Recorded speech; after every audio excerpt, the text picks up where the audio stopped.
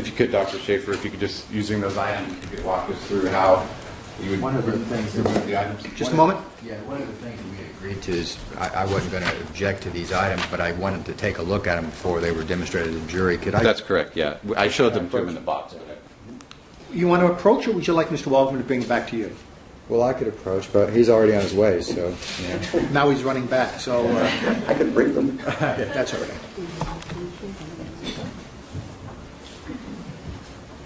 Thanks. Counselor meeting by the podium for the transfer.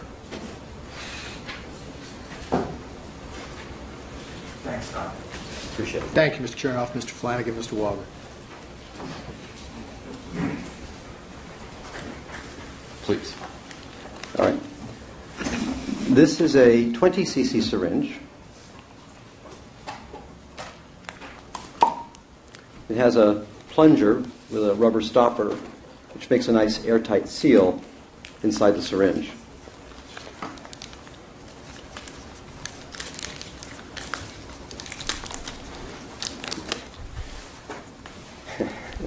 Getting quite a bit of clutter here. This is a needle, and it has this little mechanism which I'll use at the end just to cap the needle so there's no chance of a physician accidentally sticking themselves and getting injured from this. I will not, no, I will do it. Just let me first show you that if I do this, I may be able to pull some propofol out. But I'm going to be fighting a suction fairly soon. Let me try to make this clear for you. And I'm now pulling quite hard. There's a vacuum inside there.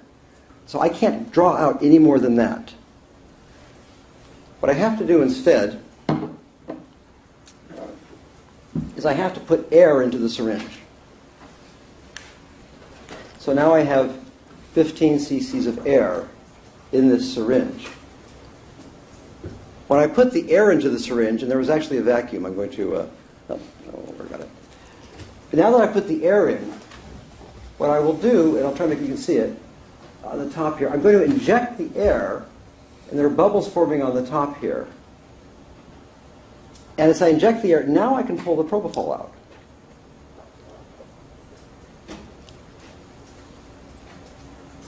Because I've replaced I've added air into this, so I'm replacing the volume that I'm removing.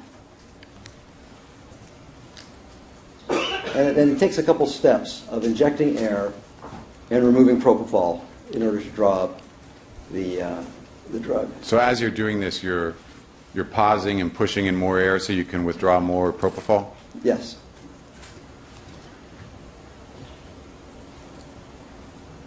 The problem is that first step I withdrew created a little bit of a vacuum, but here we go. So now I've drawn out 20 cc's of propofol. Now, just for safety reasons, if I do this, then I can't hurt myself. Now, the condition of the rubber stopper once one withdraws propofol with a needle and syringe, as you've demonstrated, is what at this point? Well, there would be a very, very small hole in the stopper from this needle here. So the needle does leave a hole in the stopper. This particular stopper, I actually stabbed it right in the center, but in the kind of stopper on that, it's much easier to see. This stopper actually kind of self-gels rather quickly around that little hole. Indicating that, meaning People's 30? I'm sorry, People's 30. My apologies. Thanks, Your Honor. And the rubber stopper on the one you've used for a demonstration is actually quite a bit different than People's 30. That is correct. This is actually a much, this is really sort of the state of the art in terms of a stopper that self-heals a hole. That is a stopper of not as, to be